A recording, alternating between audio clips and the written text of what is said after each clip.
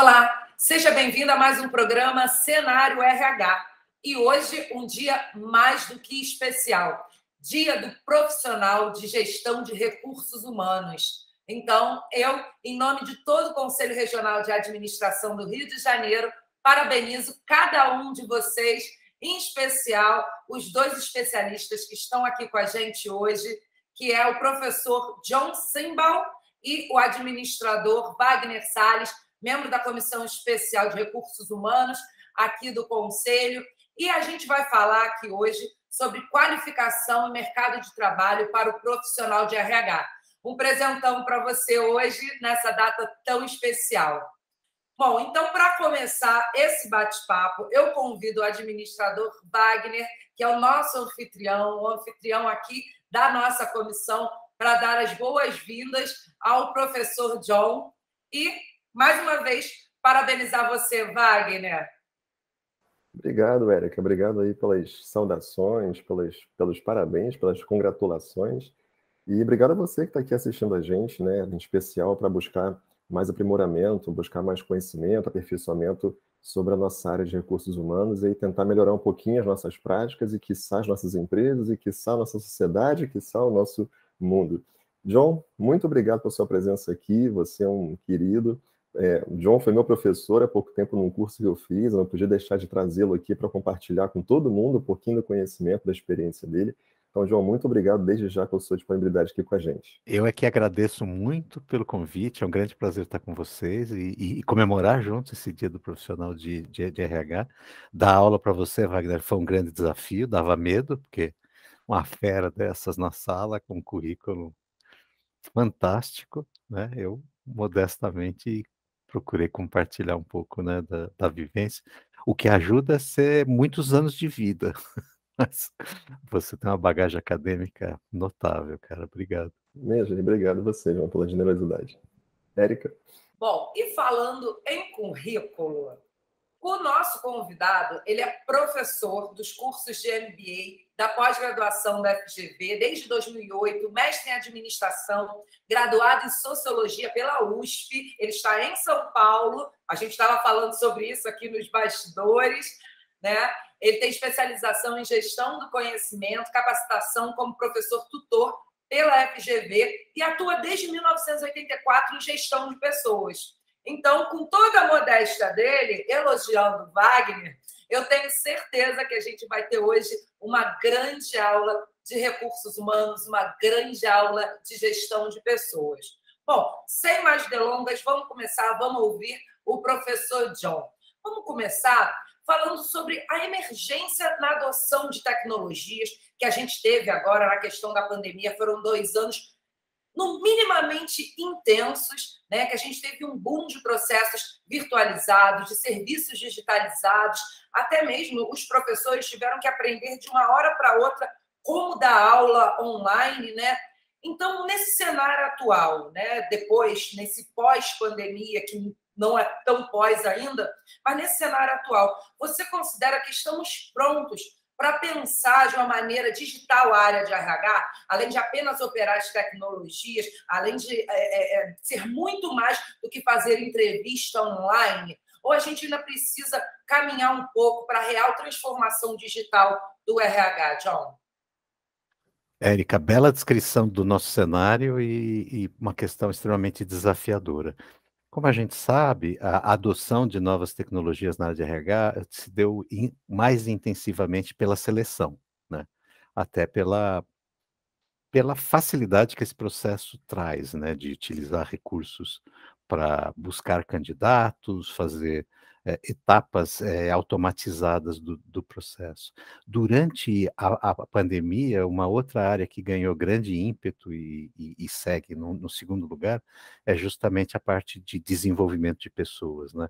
E você colocou muito bem, a gente como instrutores, treinadores ou professores, tivemos que nos virar e muito rapidamente nos adaptarmos a ferramentas digitais, que não é simplesmente, evidentemente, fazer a tua aula presencial ser dada pelo Zoom, ou pelo Meet, ou por que quer que seja, há muito mais do que isso. Agora, Eu acho que essa adoção de novas tecnologias tem se dado de forma relativamente rápida, mas está longe de ser um processo de digitalização completo da área. Em muitos casos, continua faltando, e esse é um gap, é uma deficiência histórica da área de recursos humanos, uma visão estratégica do processo, né? Então, eu vejo a área e os profissionais de recursos humanos muito no nível operacional. Então, como é que eu aplico essa nova ferramenta, quanto que ela agiliza o processo e, principalmente, uma adoção de ferramentas digitais a partir de uma questão de custo, o que não é um pecado, mas quando é a única motivação, muitas vezes não leva a um bom resultado. Se a gente falar, por exemplo, da parte de educação corporativa, é um bom exemplo. Quer dizer, a pandemia acelerou esse processo, ok. Mas o que que a gente viu, por exemplo? Muitas empresas dizendo, poxa, se eu faço um EAD, se eu faço e-learning, isso custa muito menos do que outras formas de treinamento que eu fazia antes. Então, a proporção de treinamentos presenciais e treinamentos feitos por outras formas mudou radicalmente. Mas isso não correspondeu a uma manutenção da qualidade. Na maioria dos casos, levou a uma piora dessa qualidade.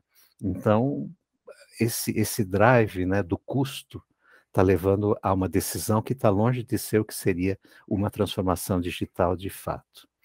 Um outro ponto que eu queria colocar é que a transformação digital na área de RH tem alguns desafios peculiares em relação à transformação digital em outras áreas da empresa. A gente lida com pessoas, então a gente tem que estar atento para que esse processo de transformação não seja um processo de desumanização. E um outro ponto é que, como nós lidamos com pessoas, o processo de transformação digital RH para estar pronto, para funcionar, depende não só de que nós, profissionais de RH, estejamos prontos para isso, mas que a gente faça uma transição da cultura da empresa como um todo.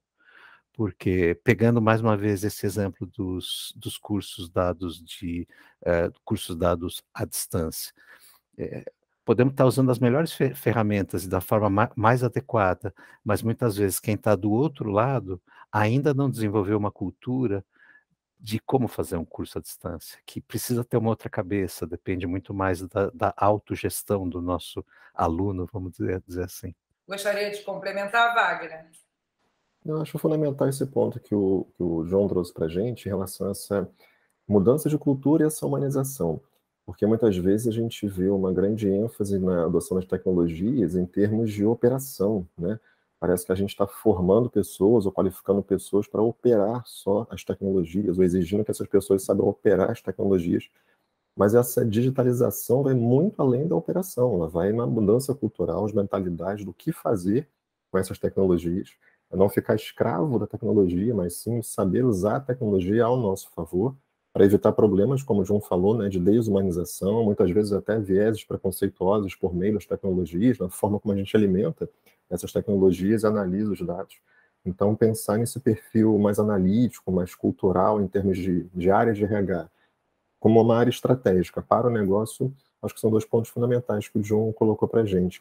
Me permite, o Érica, já entrar em outra questão aqui, aproveitando o gancho do John, sobre tendências de RH, né? A questão da digitalização é uma, né, que é muito comentada já desde a pandemia, por conta dessa adoção imediata, às vezes imoderada, né, de tanta tecnologia para a área de RH. Mas dentre as 5 tendências mais comentadas, né, entre consultorias, né, entre instituições especializadas na área de comportamento humano, gestão de pessoas, existe a tal da experiência ao candidato, né, proporcionar experiência ao candidato. E aí, John, aproveitando que você comentou sobre a adoção de tecnologias no processo seletivo, sobretudo, né, que muitas vezes é o mais conhecido, a gente não se limitando só a isso, mas também considerando isso e as outros processos, outras áreas do RH, qual é a sua visão sobre a nossa preparação para proporcionar essa tal experiência ao candidato? A gente está pronto, de fato, para proporcionar essa experiência desejada ao candidato? Legal questão, Wagner. Essa experiência do candidato, né, ou jornada do candidato, como a gente gosta de falar agora, está muito ligado a um conceito caro para a área de gestão de pessoas, né, que é o EVP, né, Employee Value Proposition. Então, quer dizer, você constrói valor na percepção do candidato, na percepção do mercado, de maneira geral, desde o momento que o processo seletivo começa. Mas não parece que a maioria das empresas tem uma noção clara disso e que o profissional de RH lida isso de uma maneira muito bem definida. Eu acho que a proposição de valor que a empresa quer apresentar para o mercado, ela começa a ficar clara a partir do momento que o candidato chega nas etapas finais do processo. Agora, nas etapas iniciais, que é onde a grande maioria sai do processo, o que é muito natural, as experiências são muito negativas, né? E dá para citar alguns exemplos.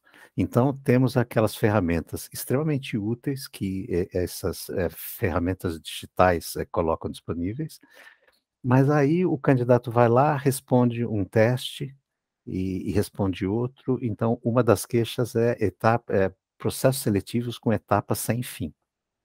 Né? O tempo passa, etapas se sucedem e esse candidato sequer sabe onde ele está no processo.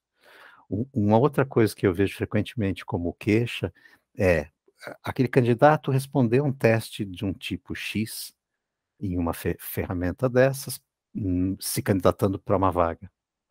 Em seguida, ele se candidata para uma outra vaga e pedem para que ele responda o mesmo teste. Então, é um teste que é disponibilizado pela ferramenta de seleção para várias empresas, mas a cada vez que ele se candidata, ele faz o mesmo teste. Ele começa a ficar, inclusive, com um grande treino para fazer aquele teste, né? E isso se torna extremamente chato. Agora, o principal problema, e é um problema clássico que vinha mesmo antes da gente ter ferramentas desse tipo, é a falta de retorno do processo. Então, o que antigamente a gente considerava um problema grave e que evitávamos que ocorresse, quer dizer, alguém chegar ao fim de um processo e não ter uma resposta clara dizendo obrigado, você não foi escolhido para essa vaga, hoje virou praticamente regra, não ter nenhum retorno.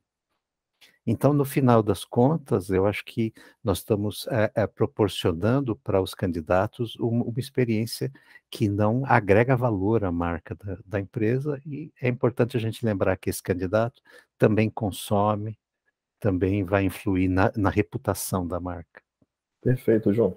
Você estava falando e complementou com o exato ponto que eu queria destacar aí no seu raciocínio. Essa falta de percepção das empresas sobre o processo seletivo, além de ser um erro, muitas vezes, de socialização, né? Você não prepara a pessoa para aquele ambiente em que ela vai entrar, você não esclarece de fato quem é a empresa, como a empresa funciona, etc.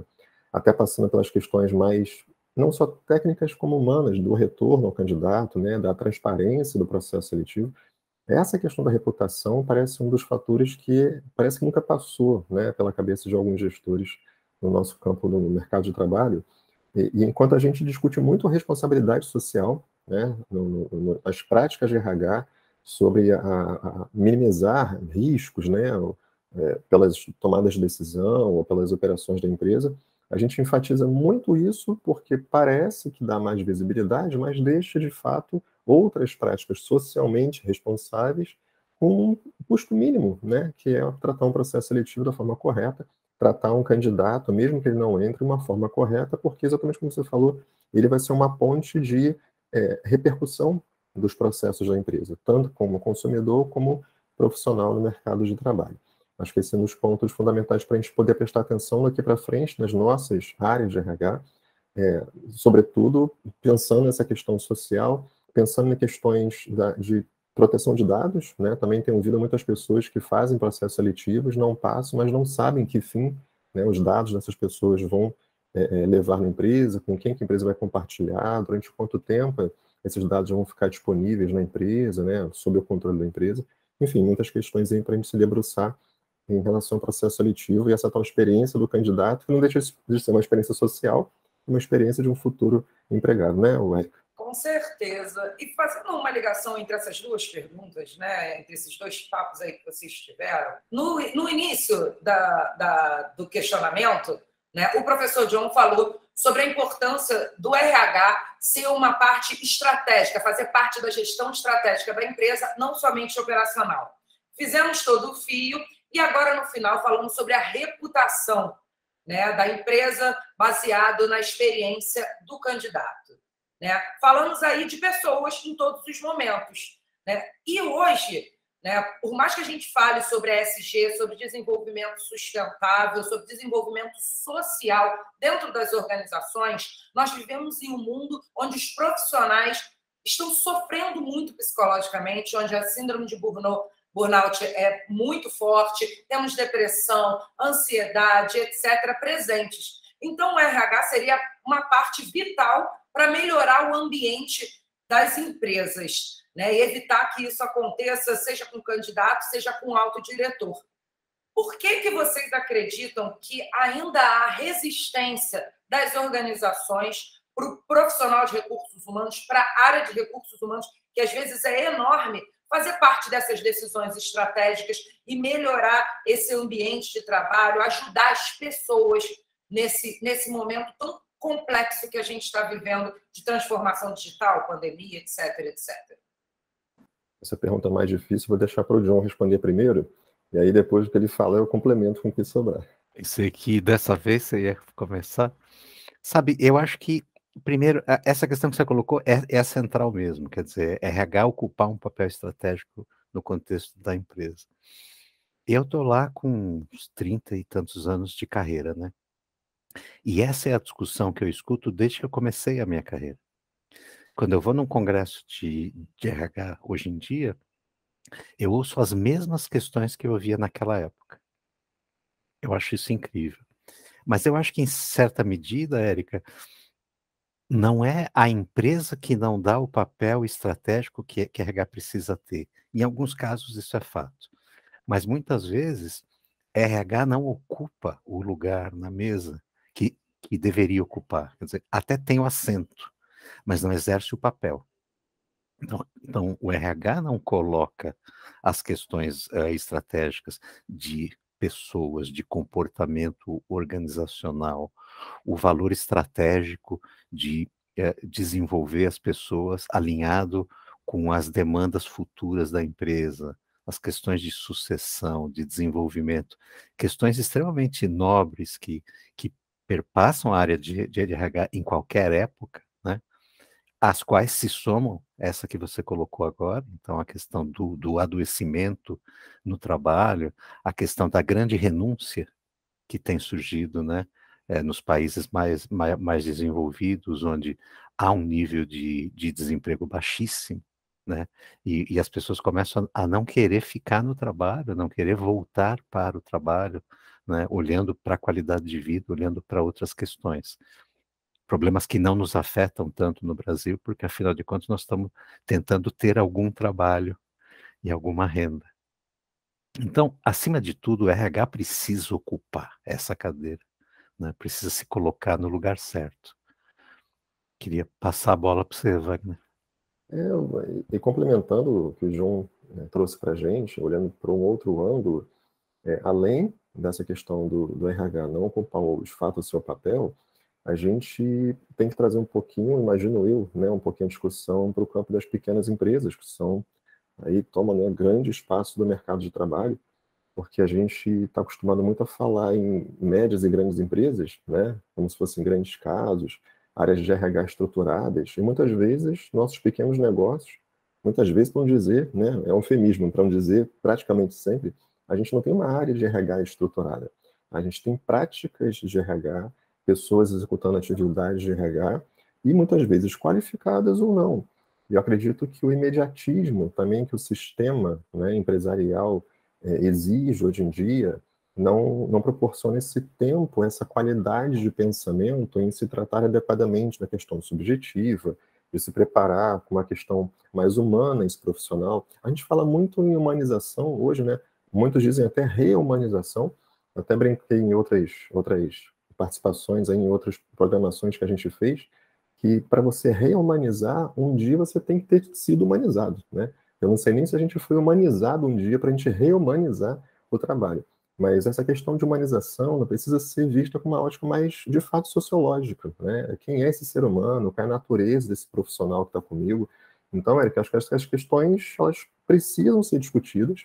A gente está aqui num dia comemorativo, né? Mas não criticando o RH, mas sim sendo mais racional sobre os nossos desafios, nossos problemas que estão aí à nossa porta, porque não adianta a gente bater no peito e dizer que nós cuidamos de pessoas, se na prática a gente falha em muitas coisas.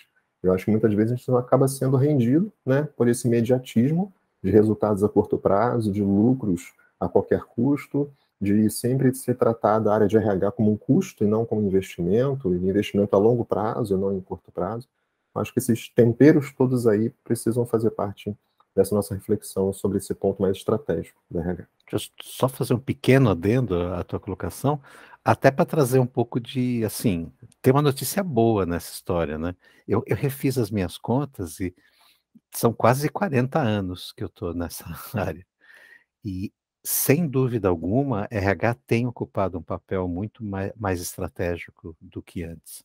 E como você colocou, Wagner, acho que 96% das empresas no Brasil são essas pequenas empresas. E, então, mesmo nessas onde não há uma figura formal de uma gestora ou de um gestor da área, a questão da liderança, do preparo do líder, né, da importância que a liderança tem no clima da organização, no desenvolvimento de pessoas, vem sendo levado cada vez mais a sério. Acho que a gente está longe de onde precisava estar, mas estamos caminhando nessa direção. Bom, falamos bastante sobre o mercado, né, sobre a atuação do profissional de RH, né, mas vamos entrar agora na questão da qualificação, né, sobre o querer ser profissional de RH. Porque é muito comum ouvir as pessoas dizerem que o fato de terem tido a sua primeira experiência com RH ser um dos principais fatores para a permanência na área. Em se tratando de planejamento de carreira, né? Porque a gente não sabe o dia de amanhã, mas é importante planejar, né? Então, se tratando de planejamento de carreira, qual a leitura sobre os profissionais de RH no mercado hoje? Falta alguma coisa? Falta o mesmo tempero que falta para as organizações, ainda está faltando o profissional de RH? Ou, de um modo geral, a gente está no caminho certo? Ou melhor, vocês estão no caminho certo? Por favor, João. Essa questão é muito legal, né? Eu fico lembrando, assim, como eu cheguei na área de RH. E foi exatamente assim. Era o último estágio que eu acabei fazendo no meu curso de graduação, e tinha uma vaga na área de RH e eu simplesmente não sabia o que era.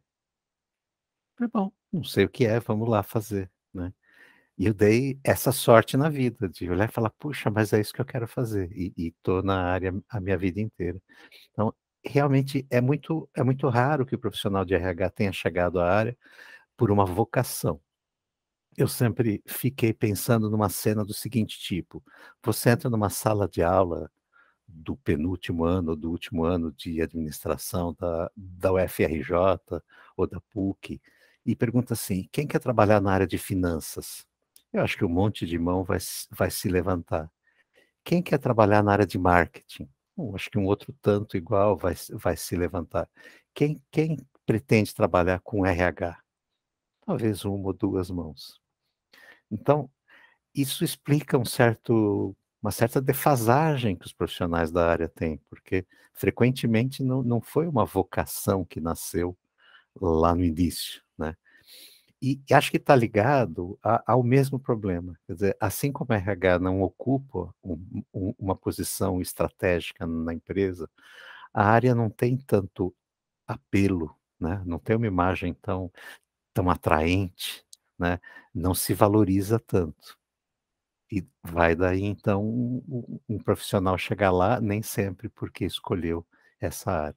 Agora, o se preparar para isso, sem dúvida alguma, envolve muito trabalho, né? Acho que vários cursos de formação básica na graduação ligado a humanas qualificam muito bem para essa área. A psicologia tem contribuído muito com profissionais na área de RH. a escola de sociologia, da qual eu vim menos, mas poderia contribuir bastante, e a pedagogia, como muitos vêm da própria administração.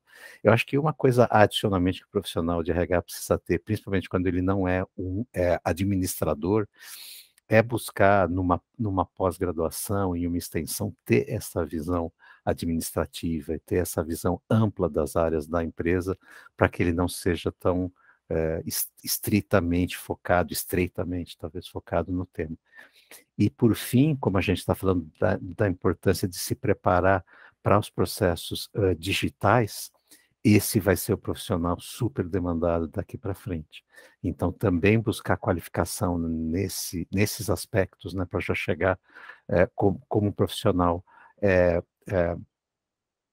como é que a gente fala? Alfabetizado, né, literate, na área digital, vai ser um diferencial muito importante.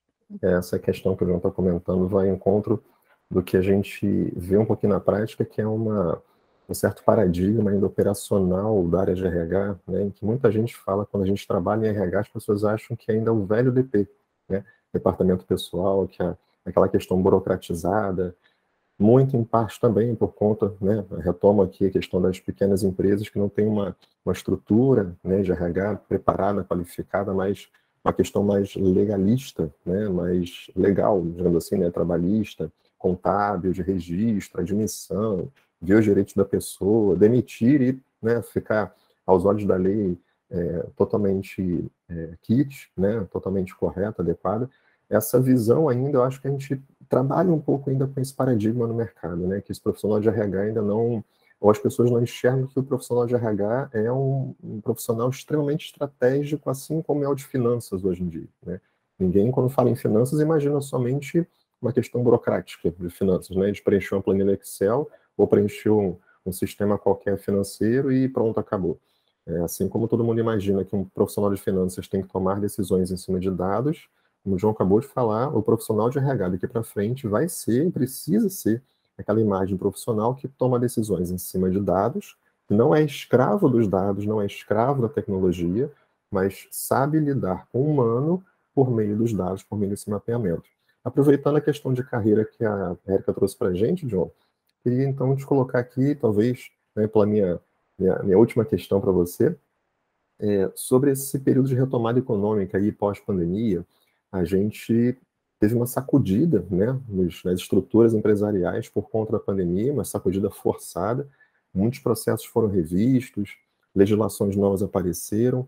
Qual é a sua visão ou a sua recomendação para esses profissionais que estão buscando entrar na área de RH ou que estão, de repente, assistindo a gente, ficaram um pouco mais curiosos, querem conhecer mais da área de RH?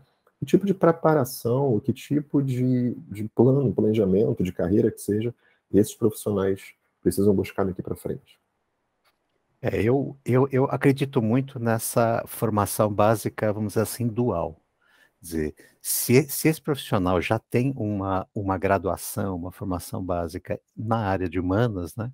Alguns cursos que eu citei, com ênfase para a própria psicologia, mas a pedagogia e tantas outras áreas, eu recomendo fortemente uma segunda formação, pode ser uma pós, em administração, para abrir a sua visão, para não chegar ali com uma visão estritamente da área de RH, porque fica muito difícil ter essa visão estratégica sem entender a empresa como um todo.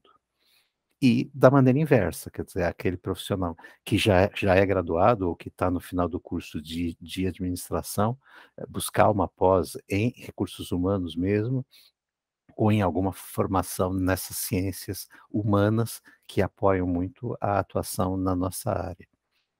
Ou uma terceira coisa é justamente procurar se atualizar, e aí também talvez cursos mais rápidos, né, que falam sobre essas ferramentas digitais na área de RH, como People Analytics, né, então ter mais essa noção de decisões, como você falou, Wagner, baseada em dados, né, porque isso vai ser um diferencial, né? Então, no mundo inteiro há uma escassez brutal de profissionais em todas as áreas, inclusive em gestão de pessoas, que tenham essa capacidade de realmente utilizar a linguagem digital no seu dia a dia.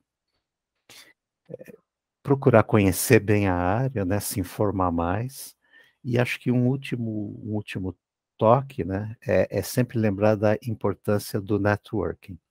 Assim, a melhor maneira de encontrar uma recolocação é a partir da sua rede de contatos. Então, usar e abusar dessa rede de ferramentas também como o LinkedIn, né, que te permita saber das vagas, se informar melhor, chegar antes no processo e também levar sempre em conta uma coisa: a empresa seleciona o seu candidato, mas o candidato também seleciona a empresa. Então, procurar conhecer muito bem a cultura, os valores daquela empresa e achar empresas que tenham um bom fit, né, que combinem bem com a própria pessoa. Perfeito. Resposta completa, só posso dizer que faço minhas as palavras do John. Devolvo para você, Érica. Bom, eu não sou da área, mas também faço, é por aí mesmo. Então, para a gente fechar esse programa tão bom, esse programa tão elucidativo, para quem é profissional de RH, para quem está pensando em migrar para a área, eu queria pedir, como hoje é um dia especial, né? Dia do profissional de gestão de RH, eu queria pedir, John, que você pensasse no John, aquele lá de 1984, que começou a atuar com gestão de pessoas, e pensasse no John de hoje. Você já fez uma reflexão dessa aqui durante esse papo, mas eu queria que você fizesse no todo. O que o John lá de trás falaria para esse John de hoje, de 2022, sobre o que a gestão de RH agregou na sua vida? Nossa, que pergunta, né? É isso mesmo, desde 1984. Olha, o que ele me diz é que, assim, é um grande prazer trabalhar nessa área. É uma grande honra poder, de alguma forma, cuidar de pessoas, né?